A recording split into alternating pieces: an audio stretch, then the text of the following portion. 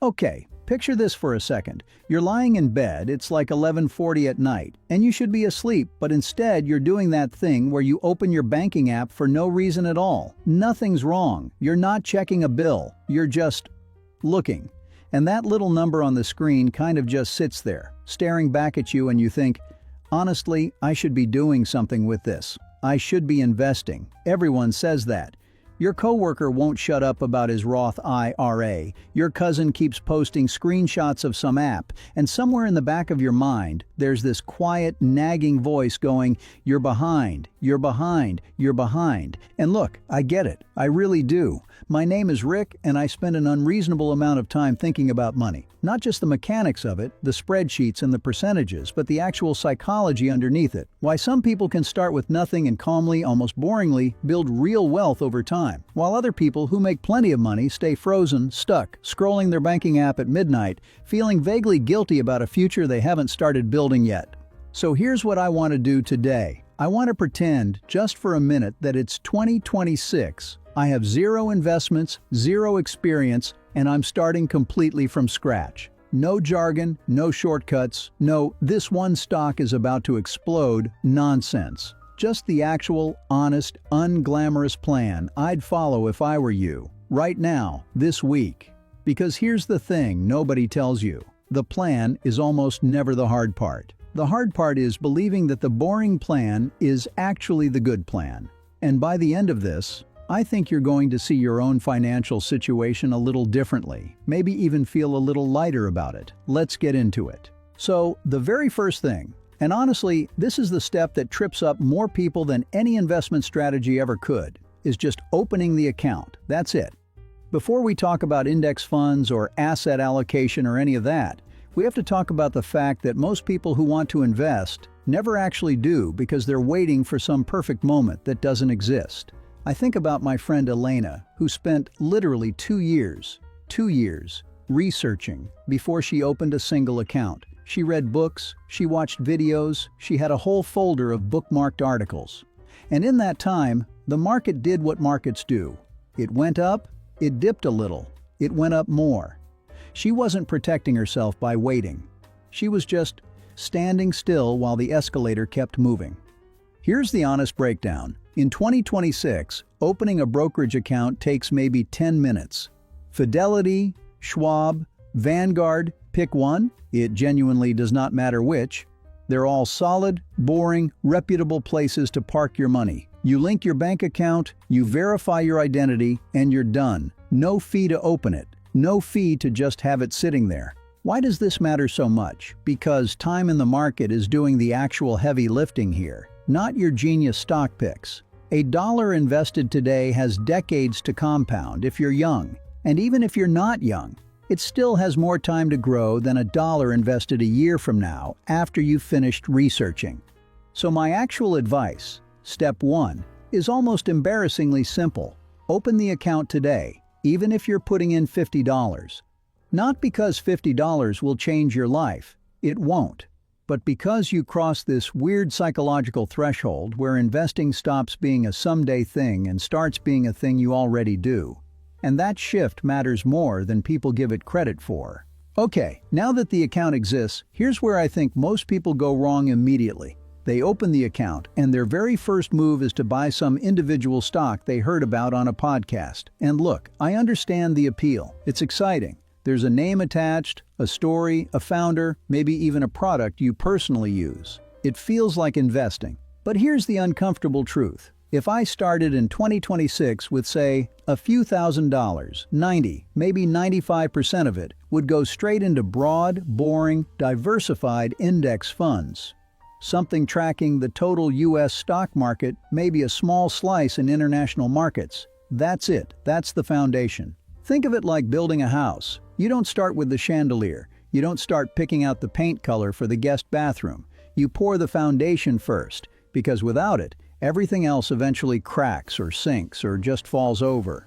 The index fund is the foundation. It's not thrilling. Nobody's bragging about their S&P 500 index fund at a dinner party. But it's quietly, reliably done more for regular people's net worth than almost any exciting stock pick in history. Why? Because when you buy an individual stock, You're betting that you know something the market doesn't. And, honestly, you probably don't. Professional fund managers with teams of analysts and unlimited data still can't consistently beat the market over time. So what makes any of us think we'll do better picking one company based on a headline we saw? The actionable version of this is straightforward. Set up automatic contributions, even something modest, $100, $200 a month, into a low-cost index fund. Vanguard's VTI, Fidelity's FZROX, whatever your platform offers with a rock-bottom expense ratio.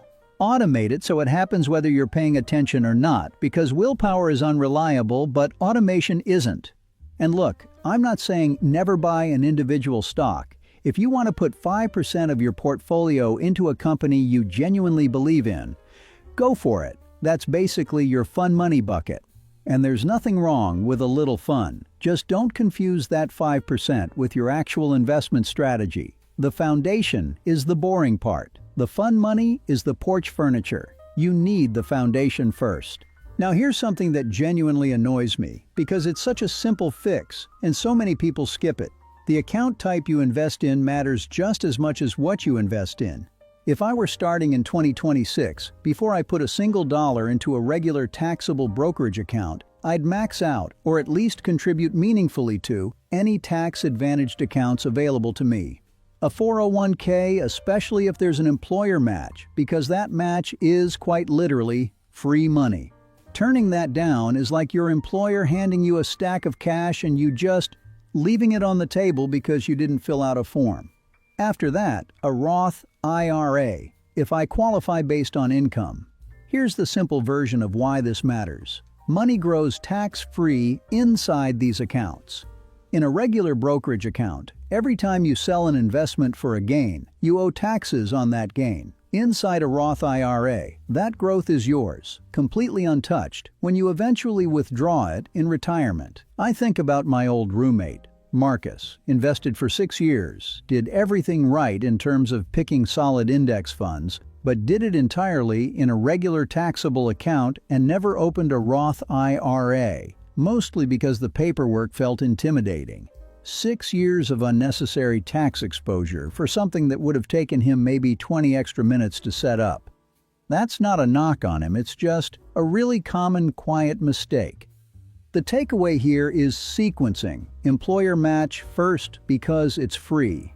Roth IRA second because of the tax-free growth. Then, if there's still money left to invest after that, the taxable brokerage account. It's not exciting to talk about account types, I know, but this one decision made early can genuinely be worth tens of thousands of dollars over a few decades. Boring? Sure. Powerful? Also yes.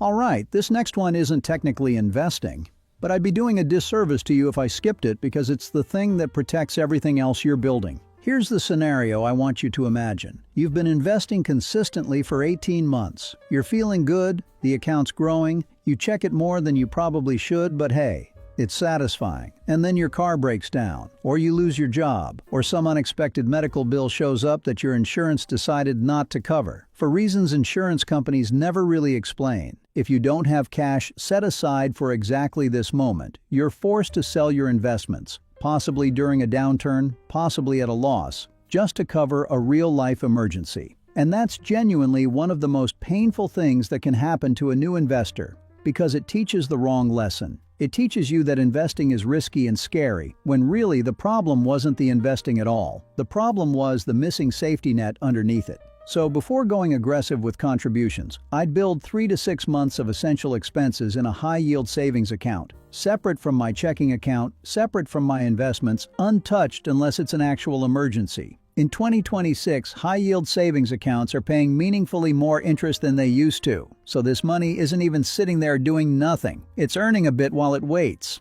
The emotional piece here matters too. Having that cushion changes how you feel about market drops. When the market dips 15–20%, and it will at some point, it always does, you're not panicking about rent.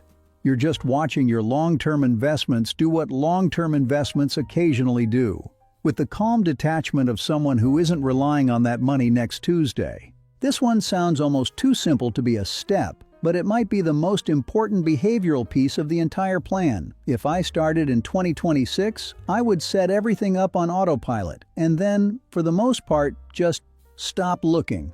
I know how that sounds. Isn't paying attention a good thing? Shouldn't a responsible investor be tracking their portfolio?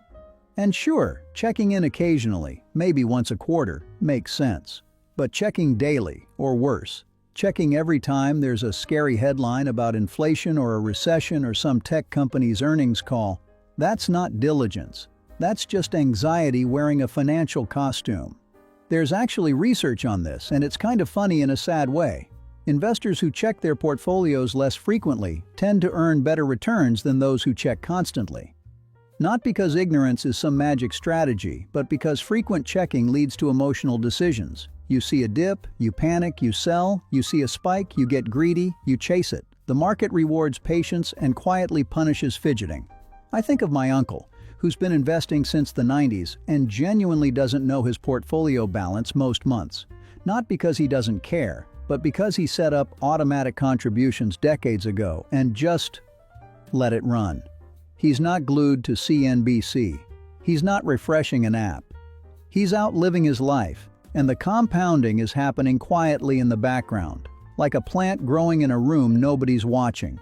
The actionable advice here is to automate your contributions on payday. Set a calendar reminder to review things once every 3 or 6 months, and then genuinely put the phone down otherwise. Your future self, the one who's actually going to benefit from all this compounding, doesn't need you obsessively supervising every 0.25% fluctuation. They just need you to keep showing up, consistently, and get out of the way. Last thing, and honestly maybe the most important mindset shift of the whole video, if I were starting fresh in 2026, I'd try to let go as early as possible of the idea that I need to beat the market to win, because that's not actually the game we're playing here.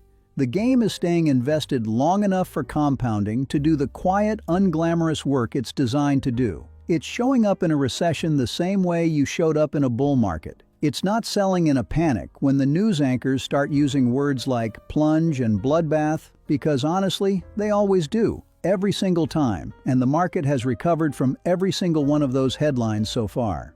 I think about 2020 a lot, actually. March 2020, the market dropped something like 30% in a matter of weeks. It felt like the end of the world, genuinely. People pulled money out in a panic, locked in real losses, and then watched from the sidelines as the market clawed back and then kept climbing for years after. The people who did nothing, who just kept their automatic contributions running, who didn't touch a thing, came out fine. Better than fine, honestly. So here's the mindset I'd carry with me from day one. Inflation is going to happen. Downturns are going to happen. Some year, at some point, the number on your screen is going to be smaller than it was last year. And it's going to feel bad because losing money always feels bad, even on paper. But the goal was never to avoid that feeling entirely. The goal is to keep going anyway, because the alternative, staying out of the market entirely to avoid the discomfort, guarantees you miss the growth too. The actionable takeaway is almost a permission slip more than advice. You're allowed to feel nervous when the market drops, and you're allowed to keep your money invested anyway.